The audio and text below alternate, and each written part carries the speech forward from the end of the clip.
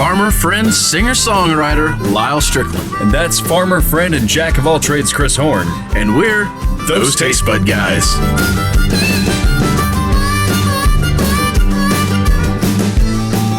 We're waiting for that spinny thing to drop. And in the meantime, I'm curious about two things. One, why he forgot to raise his chair. And two, how he's going to remember his list that he left clear over on the other side of the room. Shit. I'll wait, Lyal. Go ahead.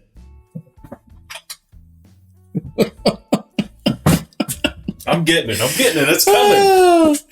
Hey, guys. Welcome back. Thanks for joining us for our very end of the year, which is actually probably the beginning of next year when you're watching this. As a matter of fact, I'm going to guess it's January the 2nd. Might not be. But it's special probably, day. It is a special day. Yeah. That is our anniversary, our 2-year anniversary, as a matter of fact. Because as of January 2nd, we've been doing this for 2 years in a row. It's ridiculous. It's really crazy. Which, last year on January the 1st, we did a recap of the 2019 year. Yeah. So we thought we'd do a recap of the 2020 year. And just like last year, we have lists. Because we're going to try to make this concise in the most 30-minute condensed version you can possibly make. It's going to take a minute, y'all, so you might as well set in. Yeah. We're going to talk about our favorite things and some of our least favorite things and some of the changes and maybe some of the things to come, we hope. So, yeah. How do you want to get started on this? You want to? We've got these divided up into categories. Do you want to go that direction? Let's we're drinking beer. Let's start with beer. Okay. Is that cool? Actually, you know what? Before we do that, let's talk about favorite things from last year. Just things. What are you most happy with over the last year? We have a new studio. That's a good. I hadn't even thought of that one. That's That is like a huge thing. I think last year we were still talking about maybe redoing a studio, and we're still not done yet. It's still, I wouldn't call it like, super livable necessarily. No, it's not. Concrete floors but it's like it's a lot more functional. We've built an audio room. We're able to do a lot more stuff. We have a edit bay. So that was probably my most favorite thing. Unfinished sheetrock and concrete floors and all that stuff still, but yeah, it's an infinite improvement off where we started. So yeah, you're right. That's a great one. And we started that at the beginning of the year, and I didn't even think about that. And I was thinking more along the lines of monetary.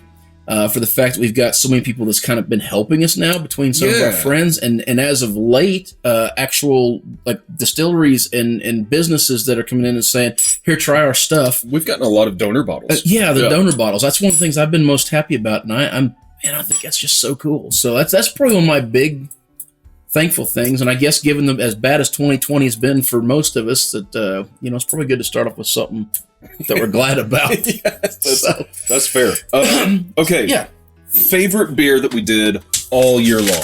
I actually have 3. I have 4. All right, I've got 4. So I will give you my third most favorite beer. Okay, so you're working. Are you going to go 3, 2, 1 with an honorable mention? I think so. I'm going to do 3, 2, 1, then I'll give you the honorable mentions one that I don't know where it fits, but it's okay. It's worth talking about. Mm-hmm. All right, my third favorite. Am I doing first?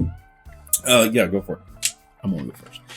My third favorite. I always love doing this because I'm curious how much stuff crosses over because we don't show each other the list beforehand. Is Dragon's Milk White Stout. Ah, okay. That one shocked me. It was really, really good, and I've craved it a few times since then. Yeah. Okay. My third is the Turtlehead Stout, coffee stout from Stone Cloud. Really? It's my third favorite. Okay, I wouldn't have expected that one to make your list. That's not your go-to. I've got 2 stouts on the list. Oh, crap. And 0 IPAs. Well, considering that one was a white stout, I guess I've got 2 stouts on there as well, and 0 IPAs. Shocker. My second one is the dill pickle from Martin House, the best made, not the barrel aged, the standard one. Okay. That was my number 2 of the year, and I'm still drinking that, by the way. It was that freaking good. Well, there's a bit of crossover there, but before I get to number 1, just gave it away. My number 2 was the Clown Shoes chocolate stout. Wow, I did not. I think you have drastically overlooked the number 1. and you're going to kick yourself for it when I tell you what my number one is. Well, my number one is the bourbon barrel-aged pickle beer, which I love for so many reasons. And I probably am going to kick myself. This doesn't look good for me. He's absolutely forgot. My number one was the first beer we recorded back here the first day we started this new studio. Do you remember? Mm-mm. How about a raspberry chocolate from Flying Buffalo? Or the Flying Buffalo from Griffin Claw. I thought that was last year. First one we did back here. Well. I knew there was no way you could. Let me bump my list down a little bit. You need a pen? Let's see here. I'll tell you what. I'm gonna. All right, it's fair. I think we can insert that one. I'm gonna keep the same order, but no, that is by far. God, that puts 3 stouts on my list. Yeah, when you said you had a second stout, I'm like, well, duh. That's okay, because there's going to be another honorable mention I've got in the other sections that will make up for the extra one you're throwing in here. So it's okay. Well, I think we don't have to be too rigid on the list. It's our damn list. Yeah, we could say what our favorite is. What's your honorable mention? I said I had 4 beers, and I actually just wrote Stone Cloud Turtlehead's Coffee Stout on 2 lines. But now that you mentioned the Dragon's Milk White, I would have to go with that one. That was a fantastic surprise. My honorable mention is actually Metallica's Enter Night. Oh, yeah. I was so surprised that I liked that beer, and I so expected it to not be good. Yeah. The fact that it was a Pilsner that not only did I like, but I really liked, made me go, that's got to be worth talking about. Yeah. That's got to be a good beer. That was a surprising thing. That one was, for me, was a big one. I couldn't believe I actually found a Pilsner that I was enjoyed. Yeah. And would drink again if someone gave me the chance at it. Whiskeys? You want to go to Whiskeys? All right. I can go to Whiskeys. I want some whiskey if we're going to go to Whiskeys. Oh. It's, you know what? I want some of this. Yeah, you ain't got any over there. I went and picked mine up beforehand. Should I pick something off my list? I probably should. Oh, should I? Yeah, I should. No, I don't want to give it I didn't away. necessarily pick anything on my list. I picked what I was in the mood for. All right. Fair. I spy. Sorry, I'm changing my mind. That was the one I almost grabbed. Yeah? I'll probably get that one from you in a minute. That one was really good. Okay, so I have 5 whiskeys. Well, I kind of do too, actually. And I don't think I even went to any scotches. So I also did not. There's not a Scotch one that made this list, even though McClellan Rarecast was done. I think this year. You give me your. You have 5. You said I do. Give me your. But 2 of them's honorable mentions. Give me your. Okay. Do you want to do the honorable mentions first? Well, I gotta order these. Okay. All right. Then I will go with my number 3. Now you're not cheating and writing in what I'm writing. No. I don't know if I trust you.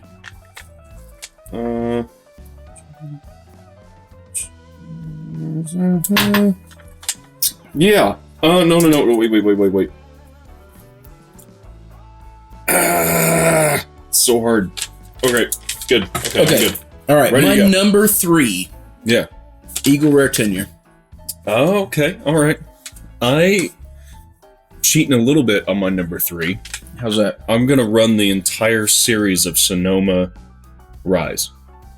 I can't blame you because I wanted to run the entire series of Sonoma Rise, but I ultimately picked one just to put one on the list. If I had to pick a favorite from memory, I believe that I like the Cherry Wood Rye the best. Okay. But they're all so fantastic. And that's your number 3? That was my number 3. All right. My number 2 was, you remember the Eagle Rare at all? Not as well as I should. Yeah, boy, I remember absolutely loving it. It had that little bit of mint in it, and it was our eucalyptus to it, and it just, it was so good. My number 2 is actually the Harbinger Iron Root, the small bottle. Oh, uh-huh. Not the one that won the 2020 Bourbon of the Year, but its brother is my favorite one that we did all year long, or my second favorite we did all. Those were both fantastic. Yeah, they are both very good, and splitting hairs between them, but I would prefer to drink the other one, I believe. So, my number 2 is Heaven's Door Double Barrel. Really? Okay. That's your second favorite whiskey of the year, is it? It really is. It. Of course, now I'm immediately thinking of another whiskey that I really like that it's not on the list. But I'm assuming it's on your list. It might be. So, I think that whiskey was so drinkable. It really hit a lot of notes. It was complex enough when you wanted it to be complex. It was just a simple good drinker when you wanted to be a simple good drinker. And the other thing that we'll get to probably in a little bit, but that one is specifically long lasting, in that the more air that got introduced into that bottle, the better it got. So it was like good, and then really good, and then good again. But like there was a long stretch where, So that one made my list, but not on my top 3 or even honorable mention. Well, what's your two, or what's your one? My number one, again, I went specific, but I said Sonoma Cherrywood Rye. Okay. But you could have took any of that Sonoma series and put it on my list, and I would have been fine with it. Okay. So there was our crossover. I absolutely think that place has got it going on. Anything they bring out, I want to try. It is stellar. Yeah. It's awesome. Okay, my number one was the Iron Root, the big boy. The big boy. One that won the award. Okay. That makes sense. It fits so many of my profiles that I love. It just big, bold, bite you back. Good, strong, high-proof whiskey.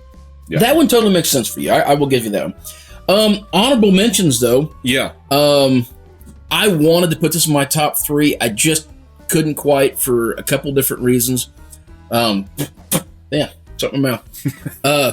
Balcones Shinerbach. Now. Oh, okay. Now, here's the thing. I guess this is going to come out in January, so it will have come out by then. Yeah. But it hasn't actually been released by the day we're since, but we did do it. Mm-hmm. And there's actually stuff that we could rank that we've already done this year, but it isn't going to get released till next year, so I can't throw them up there, and I don't want to because that'll put them out of the running for next year. But that Balcones Shinerbach had one of the coolest, surprising flavors, and I just crave going back to it. But because we can't get it anymore, and I'm on the lookout for it, I don't want to tap into it. So it's probably not going to be on my absolute favorite. And I actually have a secondary for an honorable mention. That's probably the one you was saying you should have put on there, and that's Evan Williams Single Barrel. Oh, no, actually. No. Okay. Oh, we missed it, so we've got something else. All right. So Evan Williams Single Barrel was an honorable mention for me as well, purely because for the price point, the quality of that whiskey. It's a great whiskey. It's a $35 bottle, and it's a $50 whiskey all day long. Just fantastic. I agree. Really, really good, really accessible on all levels. So honorable mention for that. My other honorable mention was Angel's Envy. I almost went there, but it's just a smidge run of the mill for me. I like it. I love that port finish. It's really good. Super smooth. Really good. So this is a little dismaying to me because I know that we've both left out one of our absolute all-time favorite whiskeys this entire year. You want to take a guess what it is? And I know that you're going to just... Did we do it this year? Oh, yeah. I think. Did we not? Are you talking about the Rocktown? No, the Bib and Tucker. That was last year. It was 2019, and that was my favorite whiskey last year of 2019. See, I didn't. That's the number one for me. He didn't watch the episode. I did though, and that's what I call the number one whiskey of 2019 for me. It's still interestingly enough. Mm-hmm. Jared brought that one to us in 2019. Jared also brought my number 1 and my number 3 for 2020. I think Jared might have good taste in whiskey. Yeah, Jared just hit that Sonoma for sure. Yeah. Yeah. So, let's move on real quick to tequilas. Let's throw one back. Okay. Well, no, we're going. Let's go tequila. That. We'll come back. This is probably. We'll do. All right, hang on. Oh, you wanted to clear your glass first. I see how it is. That's right. We'll do tequila. All right. Number 3, tequila. Go for it. Oh, that smells like Butterfingers. That is weird on top of that whiskey. My number 3 tequila. Butterfingers. Yeah. That crazy. Not in a bad way. No, it's not in a bad way. It's just weird. My number 3 tequila was the Jose Cuervo Familia de la Reserva. Or Reserva de la Familia. That one. Okay. That one. The Extra Añejo wasn't that killer at first, and it just kept sneaking back in as sort of this nice, rich, scotchy tequila. You're talking about that little short bottle, right? Yeah, I can't find it. I don't think we have it anymore. It may have went down to the other shelf. Okay. The one that used to be $1.25 a bottle that's now $178 a bottle. That's the one. It, honestly, at that price, it's stretching whether it's worth it or not, but it is good. Okay. My number 3 was actually the Yaha Yeto Reposado. Yato? Yeah. That was my favorite. My number 3. Yeah, the Reposado. Not the Añejo? Not the Extra Technically doesn't come out till January 10th. That's fair. But if I was going to say that anyways, I would still say the Reposado is still my favorite over You've the been digging on Reposados. Reposado currently has my attention. Okay, well, let me give you my number 2. Please. That is very affordable. Okay. Terramana Reposado. I think it was super accessible. I was on a toss-up between the Cuervo Tradicional Reposado and the Terramana Reposado. Okay. They're both there for the price point. They're cheaper tequilas. They're accessible. Yes, but as the tequila guy says, price point aside, it's still that great. Would you still put it up there? Because my number 2 is also a Reposado, but it's about $30 a bottle higher. You're cheating a little bit. That episode's not even edited yet.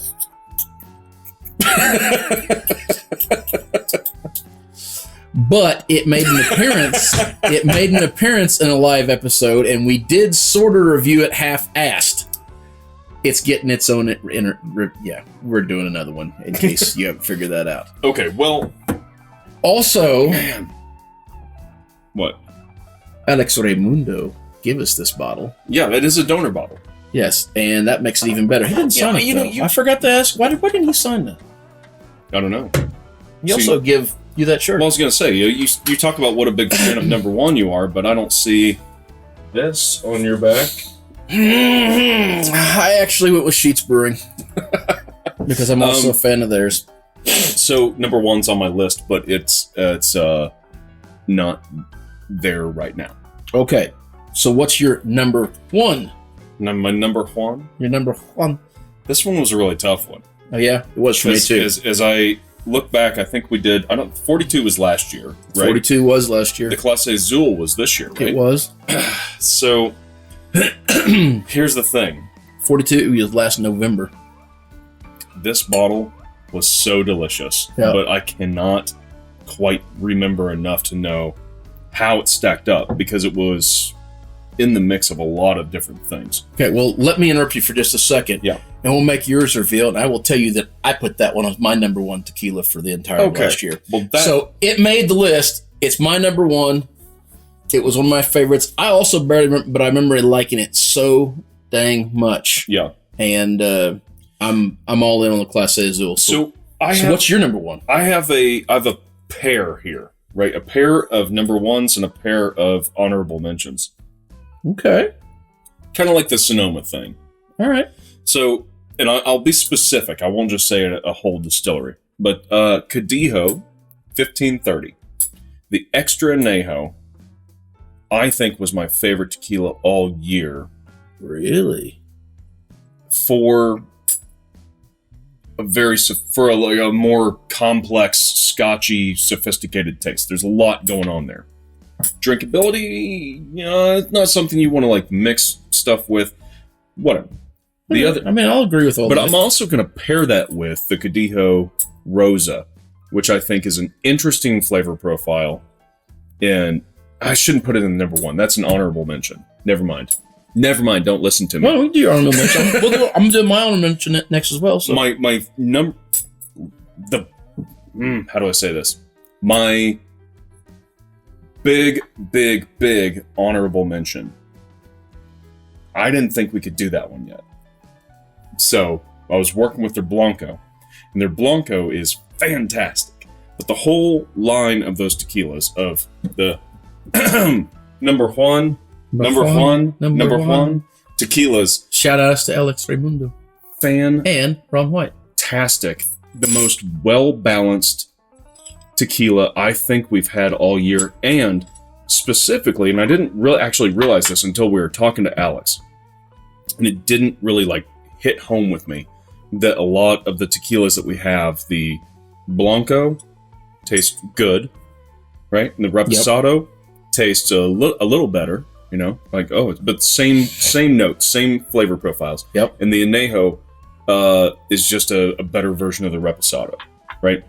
And that's not the case. And their Blanco starts out they're just above and beyond. Yeah, but their Reposado is a totally different wheelhouse of flavors than the Blanco, and the extra Añejo that they have is a totally different wheelhouse of flavors. So what was your number one tequila? Tequila.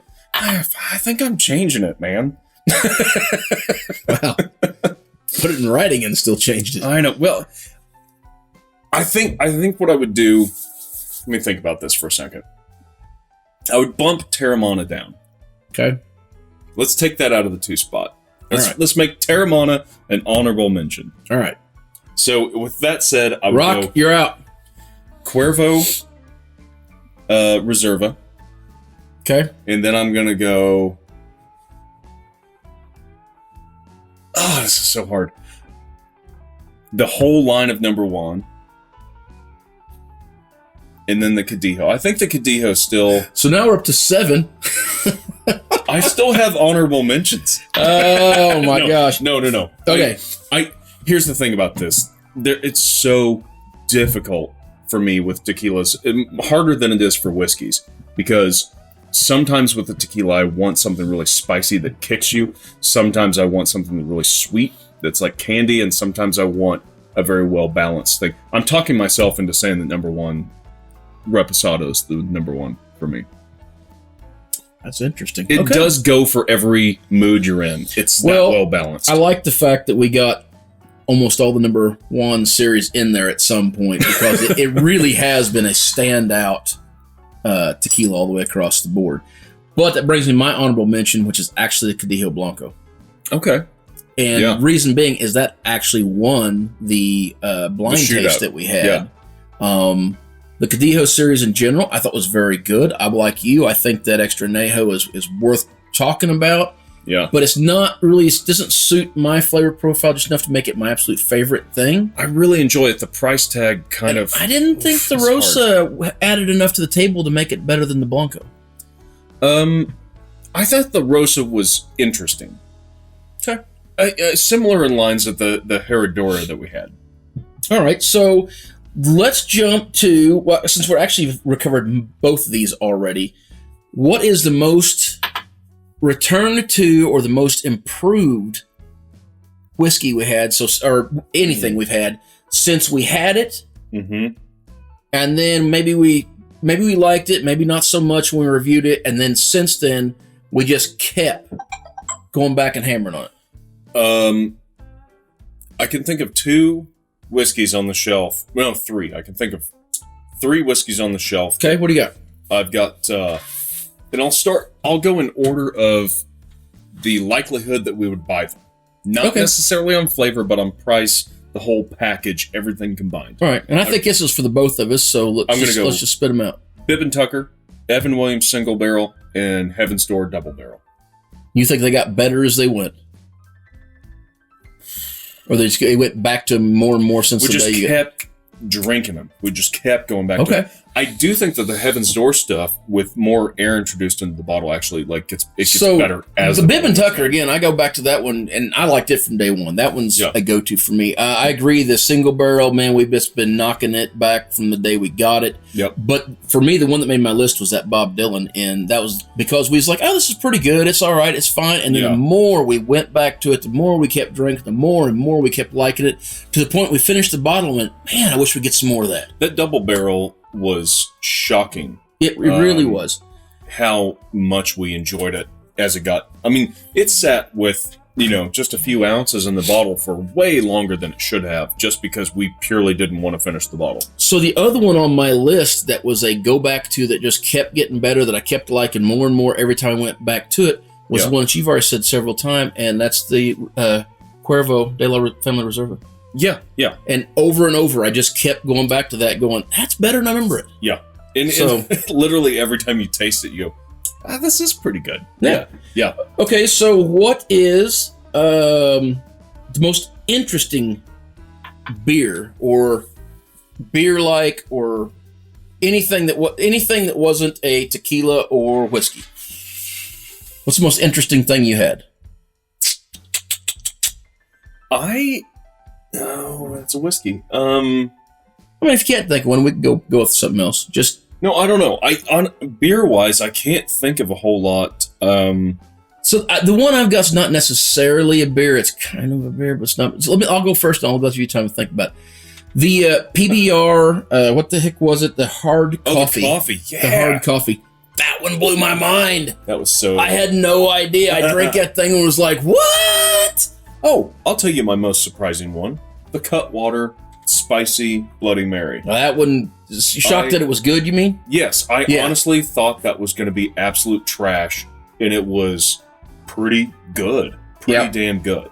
Yeah. I agree. That was also, and that's one I considered putting on the list, but just the flavor in general just made me go, yeah, whatever. I was blown away with the PBR hard coffee. I couldn't even, had no clue they would make something that tasted like that coming out of PBR. So that one had to make my most interesting list. What about for anything else, whiskey and tequila, and anything else that you've had? So the Balcones Shiner Bock collaboration was super, super interesting. I could throw that one in there for sure. Honestly, tequila wise, the Casa Noble, I keep hitting that Casa Noble, and it keeps being freaking fantastic. Okay. So, for me, it was actually Muskogee Mash. Really? Yes, that's the one that the flavor-wise just shocked me when I went through it. I kept drinking it and going, what? This is so weird, but it's so good. It's not bourbon, but it's kind of stuff. I'll give you one. Okay. I'll give you a big surprise for me. Rocktown Chocolate Malt. That one also is another one. Okay, I would throw that one on there too. That's another one that is... I was incredibly interesting to not actually have chocolate in it and still taste like chocolate. Tried to play nice on the Arkansas bar, the Hickory Smoked. Tried to play nice on the Hickory Smoked. Flat, do not like it, although I still need to put it in a cocktail because I think that's where it belongs. The Arkansas Barley, okay, pretty good. Drinkable for sure. Some interesting notes there. That chocolate malt, I've gone to, of my own volition, of my own interest, multiple times. It's the one I'd bring back again for sure, and probably will. So, okay, here's the fun one. Least favorite beer of the year. I had a few of them I had to think over for this one, but at the end of the day, there's only one logical one I could go with. I'm going to guess it's one of my favorite episodes, which has to be the solo from Goose Island. You got mine right.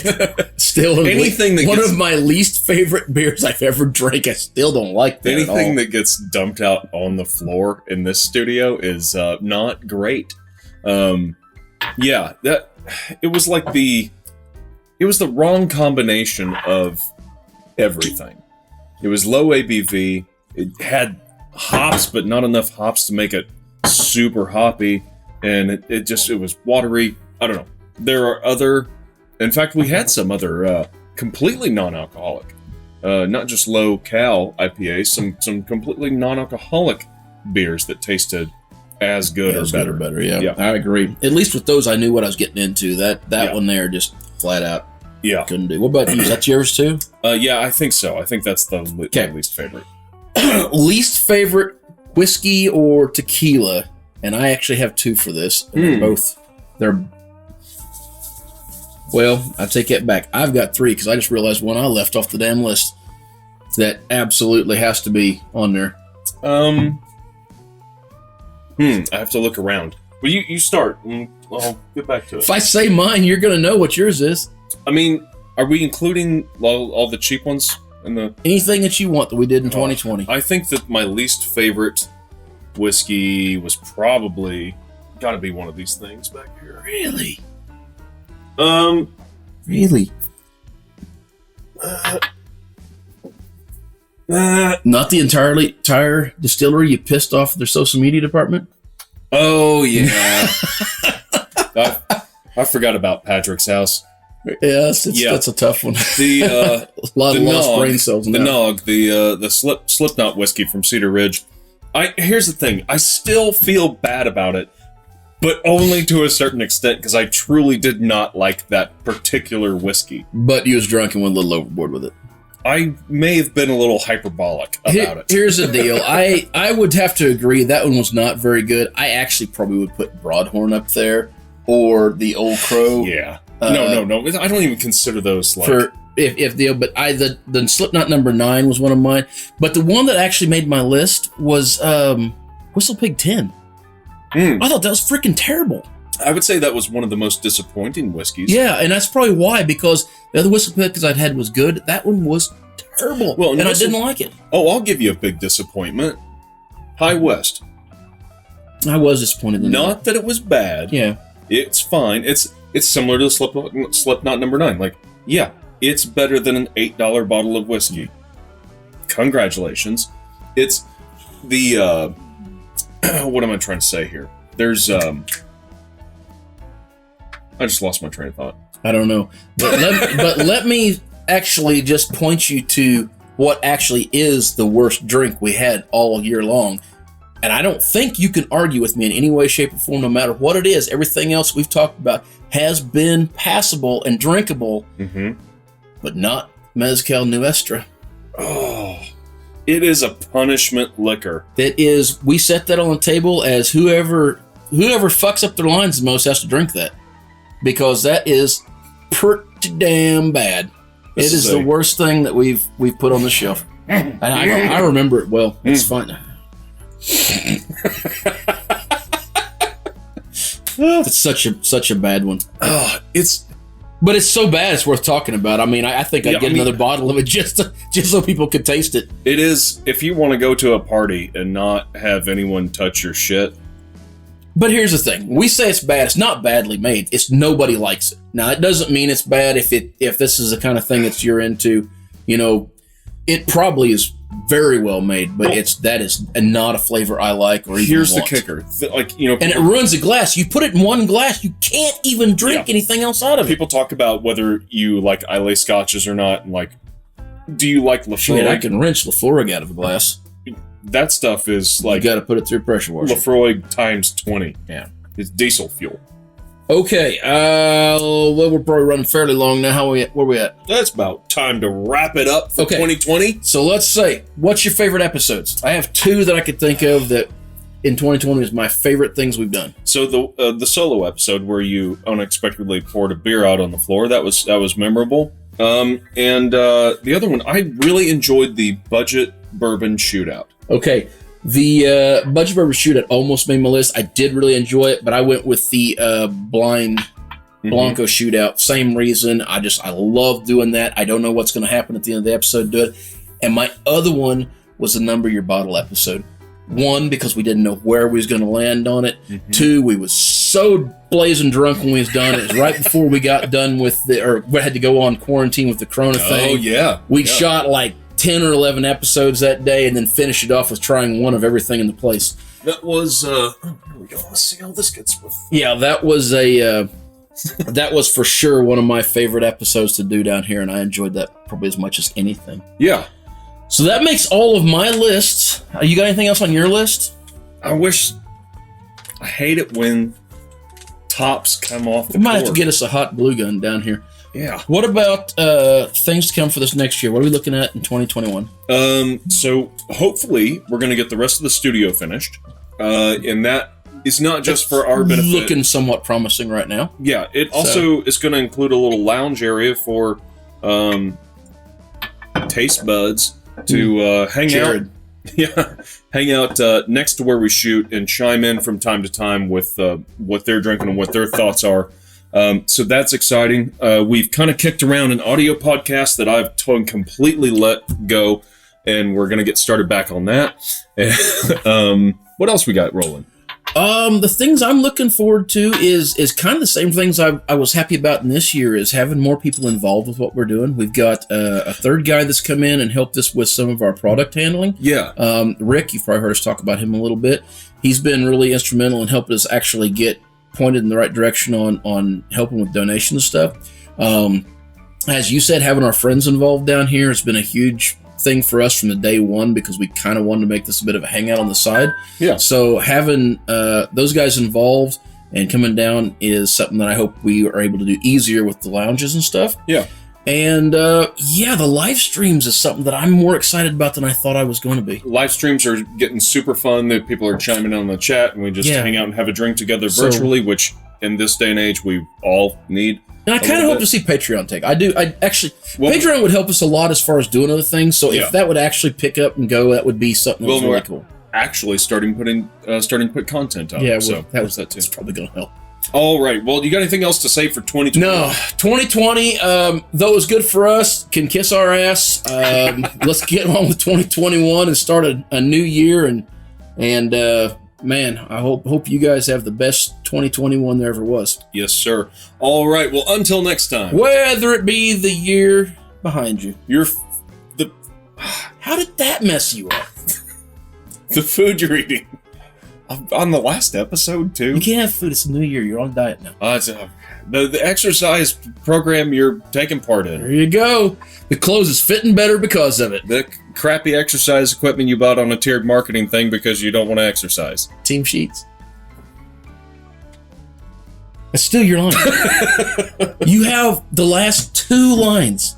Grab a buddy and try something new. I had to fuck up the last one. I wouldn't expect anything less. I don't think.